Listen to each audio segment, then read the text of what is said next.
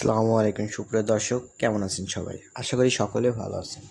তো বরাবরের মতো আবারও চলে আসলাম মালয়েশিয়া কলিং ভিসা নিয়ে। 2026 সালের সর্বোচ্চ গুরুত্বপূর্ণ আপডেট হলো কি?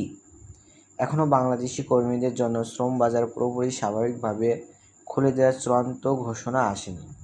তবে গত কয়েক সপ্তাহে বাংলাদেশে ও মালয়েশিয়ার মধ্যে উচ্চ পর্যায়ে আলোচনা অনেক জোরদার হয়েছে এবং উভয় দেশই শ্রম বাজার পুনরায় চালুর বিষয়ে ইতিবাচক অবস্থান নিয়েছে।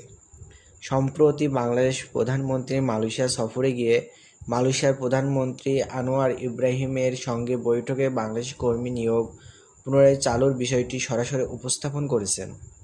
বৈঠকে শ্রম বাজার পুনরায় চালু করা, নিয়োগ প্রক্রিয়ার স্বচ্ছতা আনা এবং কর্মীদের অধিকার নিশ্চিত করার বিষয়ে আলোচনা হয়েছে। বর্তমানে মালয়েশিয়া সরকার অতীতের বিভিন্ন অনিয়ম, অতিরিক্ত রিক্রুটিং খরচ, ভুয়া চাকরির অফার এবং শ্রমিক শোষণের অভিযোগগুলো গুরুত্ব দিয়ে নতুন নিয়োগ ব্যবস্থার উপর কাজ করছে। 2023 ও 2024 সালে অনেক বাংলাদেশি কর্মী মালয়েশিয়ায় গিয়ে প্রতিশ্রুতি চাকরি না পাওয়ার বড় ধরনের সমালোচনা তৈরি হয়েছিল। সেই কারণে মালয়েশিয়া নতুন করে শ্রমিক নেওয়ার আগে নিয়োগ ব্যবস্থাকে আরও নিয়ন্ত্রিত এবং স্বচ্ছ করতে চান। 2026 সালে মালয়েশিয়া বিদেশি কর্মীদের জন্য বিশেষ কোটা আবেদন প্রক্রিয়া চালু রেখেছে এবং বিভিন্ন অনুমোদিত খাতে শ্রমিকের চাহিদা যাচাই করেছে। নির্মাণ, উদ্যাপন, কৃষি, প্লান্টেশন এবং সেবা খাতে সেখানে বিদেশি শ্রমিকের প্রয়োজন হয়েছে। এছাড়াও মালয়েশিয়ার ব্যবসায়ী মহল বাংলাদেশি কর্মী নিয়োগ পুনরায় শুরু করার দাবি জানিয়ে আসছে। আরেকটি গুরুত্বপূর্ণ বিষয় হলো মালয়েশিয়ার বর্তমান বিদেশি কর্মী নিয়োগের জন্য ডিজিটাল ও কেন্দ্রীয় নিয়ন্ত্রণ ব্যবস্থা এবং শক্তিশালী রয়েছে। নতুন প্রযুক্তিভিত্তিক ইমিগ্রেশন সিস্টেম এবং কর্মী ব্যবস্থাপনা প্ল্যাটফর্ম চালুর মধ্যে ভুয়া নিয়োগ, কোটা জালিয়াতি এবং মধ্যস্থভোগীদের প্রভাব কমানোর চেষ্টা চলেছে।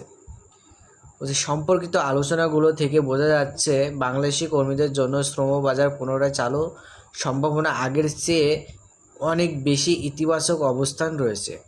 তবে এখানে সরকারিভাবে সব ধরনের কলিং ভিসা এমন ঘোষণা প্রকাশ করা হয়নি। দুই দেশের মধ্যে কারিগর আলোচনা, নিয়োগ কাঠামো এবং শ্রমিক সুরক্ষার বিষয়গুলো চূড়ান্ত হওয়ার পরই বড় ধরনের সিদ্ধান্ত আসতে পারে। এছাড়াও মালয়েশিয়া সরকার বারবার বলছে যে ভবিষ্যতে যে কোনো নিয়োগ প্রক্রিয়া শ্রমিকের অধিকার, বৈধ চাকরির নিশ্চয়তা এবং নিয়োগ খরচ কমানোর বিষয়গুলোকে অগ্রাধিকার দেওয়া হবে। বাংলাদেশি কর্মীদের কল্যাণ ও নিরাপত্তা নিশ্চিত করার প্রতিশ্রুতি মালয়েশিয়া দিয়েছে। তো সব মিলিয়ে দেখা যাচ্ছে যে 2026 সালের সর্বশেষ পরিস্থিতি অনুযায়ী বলা যায় মালয়েশিয়া কলিং ভিসা সম্পূর্ণভাবে উন্মুক্ত হওয়ার আনুষ্ঠানিক ঘোষণা এখনও আসেনি।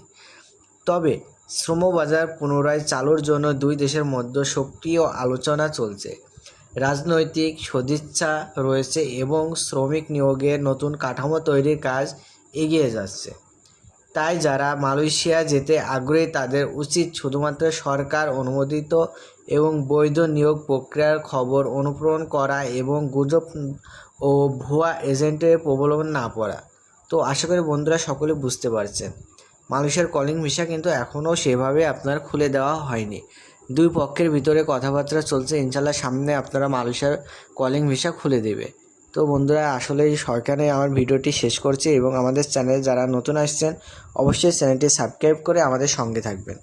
আল্লাহ হাফেজ।